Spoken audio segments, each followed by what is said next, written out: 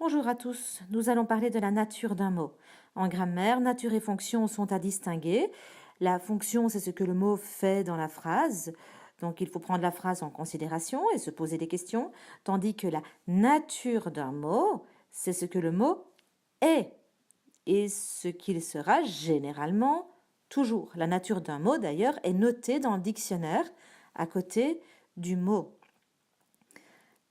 J'ai bien dit généralement. Généralement, donc, il ne faut pas prendre la phrase en considération.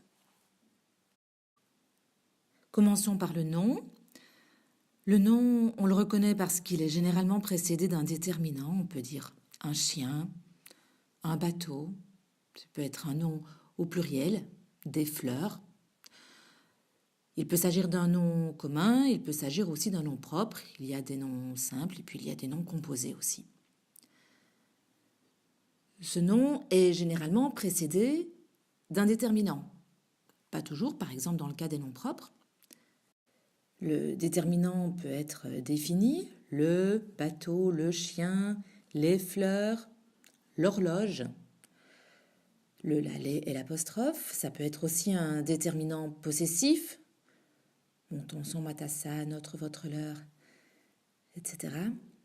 Il peut s'agir aussi d'un déterminant indéfini, quelques fleurs, plusieurs bateaux, etc.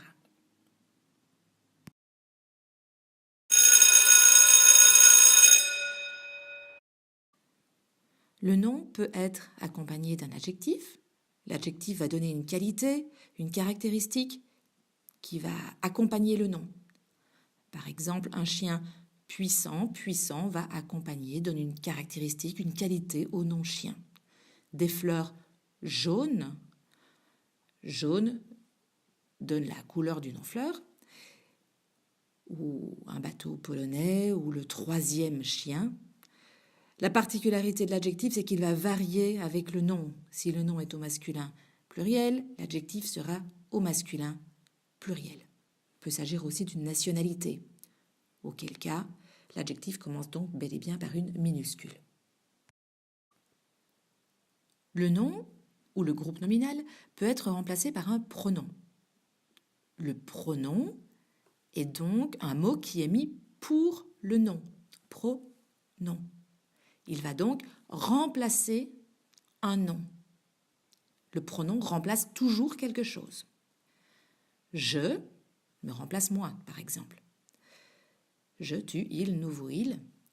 Ça peut être le lalet et l'apostrophe y ou en. Par exemple, si je dis je vais à la mer, on peut dire j'y vais. Je viens de la mer, j'en viens. Je promène le chien, je le promène. Ça peut être un pronom possessif. Je promène le chien, je promène mon chien, je promène le mien. Le mien est donc le pronom qui remplace mon chien. Ça peut être aussi un pronom relatif. Je promène le chien qui appartient à mes voisins. Le petit qui remplace le chien. Je promène le chien dont je t'ai parlé la semaine passée. Dont remplace aussi le chien.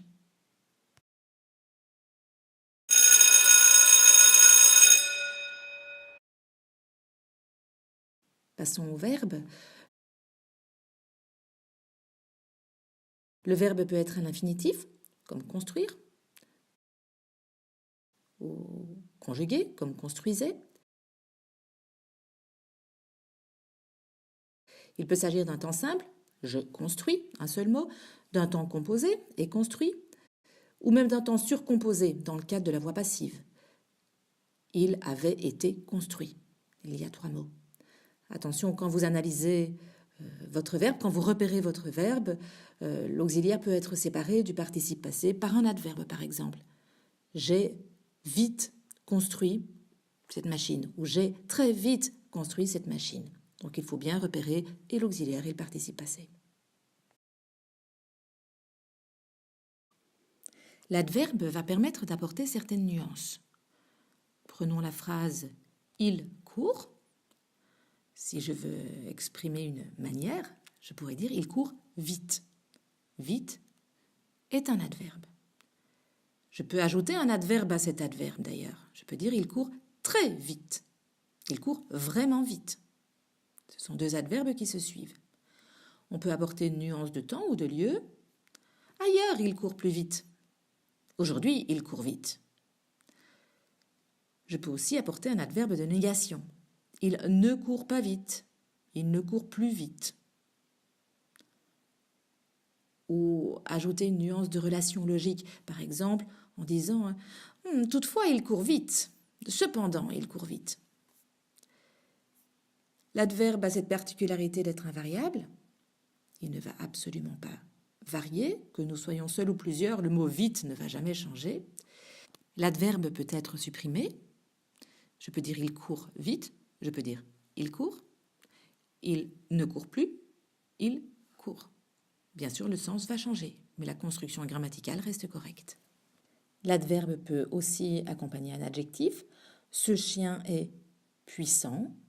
Je peux ajouter ce chien est très puissant. Ce chien est vraiment puissant. L'adverbe peut donc accompagner un verbe, un adjectif ou un autre adverbe. La préposition, quant à elle, ne peut pas être supprimée. Il y a un moyen mnémotechnique pour reconnaître les principales prépositions. Adam part pour Anvers avec 200 souches et 2 parsures. Ça vous permet de vous souvenir des petites prépositions suivantes. Adam part pour Anvers avec 200 souches et 2 parsures. Bien sûr, il y en a d'autres. Si vous ne savez pas si c'est une préposition, remplacez le mot que vous trouvez dans la phrase par une préposition que vous connaissez. Généralement, vous pouvez remplacer par « avec ». C'est un bon truc qui marche souvent. Si je dis il est parti chez son ami, on peut dire il est parti avec son ami. Une préposition peut être remplacée par une autre préposition. Ce qui marche bien sûr pour toutes les autres natures de mots. Un adverbe peut être remplacé par un autre adverbe, un pronom par un autre pronom. Il y a 2 types de conjonctions. La première, la conjonction de coordination. Elle permet de relier 2 mots ou 2 groupes de mots ou 2 phrases, généralement de même nature. Par exemple, je pratique le karaté et le piano. Karaté est relié à piano par la conjonction et. Je pratique le karaté ou le piano, c'est pareil. Je vais au cinéma, puis je vais au restaurant. Le puis relie les 2 phrases. Je vais au cinéma, je vais au restaurant. Il y a un petit moyen mnémotechnique pour s'en souvenir, mais où est donc Ornicard ? Puis, certains grammairiens en ajoutent, certains grammairiens en suppriment. Voyons déjà celle-ci. La seconde conjonction est la conjonction de subordination.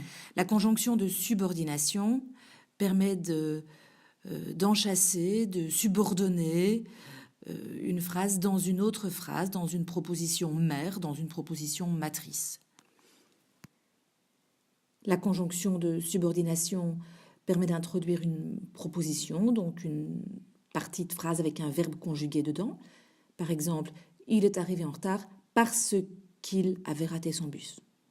Ou lorsqu'elle est arrivée, le cours avait déjà commencé.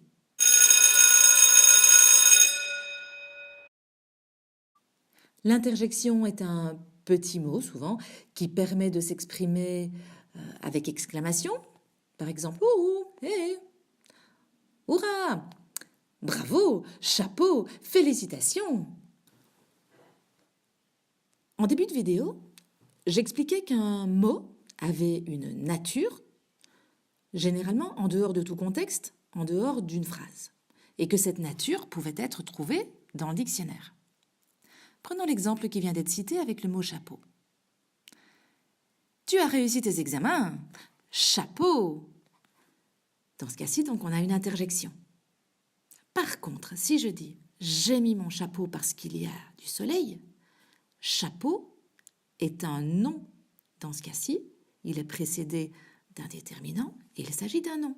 Donc un même mot, le mot chapeau, peut avoir 2 natures différentes en fonction de son contexte. Il peut être un nom, il peut être une interjection. Prenons un autre exemple. Le mot le ou la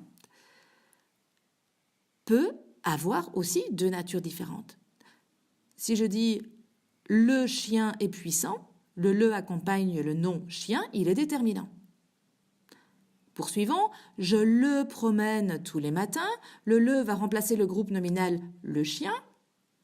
Dans ce cas-ci, vu qu'il remplace, il est pronom.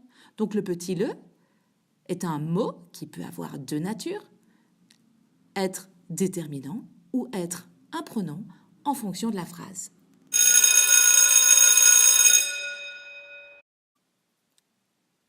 Un groupe de mots, c'est-à-dire à partir du moment où il y a deux mots, ou trois, ou quatre, ou cinq, ou six. Ce groupe de mots peut aussi avoir une nature.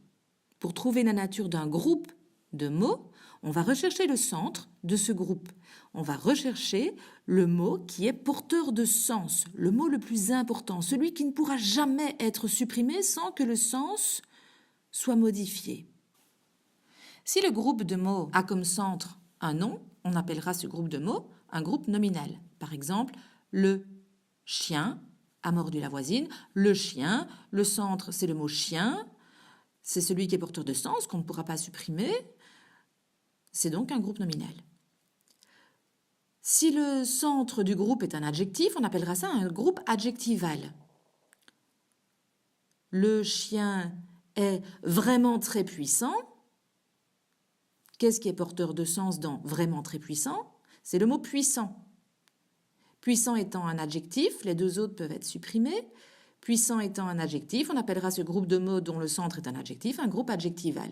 Si le groupe de mots a comme centre un adverbe, on appellera ça un groupe adverbial. Par exemple, le chien court très vite. Très vite, le centre est le mot vite, puisque le trait peut être supprimé. Le mot vite est un adverbe. Il est accompagné en plus d'un autre adverbe. On appellera ça un groupe adverbial. Quand un groupe de mots est introduit, précédé par une préposition, on ajoutera le terme prépositionnel. Par exemple, le chien de la voisine a mordu mon cousin. De la voisine, le centre c'est voisine. Il est précédé du petit de qui est une préposition. On appellera donc ceci un groupe nominal puisque le centre est voisine et que voisine est un nom, prépositionnel puisqu'il est introduit par une préposition. Le bateau s'est perdu dans l'océan déchaîné. Dans l'océan déchaîné, quel est le centre? C'est le mot océan qui porte le sens. Océan est un nom. C'est introduit par le petit dans l'océan déchaîné. C'est donc un groupe nominal prépositionnel. Je vous invite à présent à refaire cette mind map sur une feuille de papier. Prenez vos marqueurs, prenez vos crayons et allez-y. Personnalisez-la, c'est votre carte mentale, elle doit faire sens pour vous.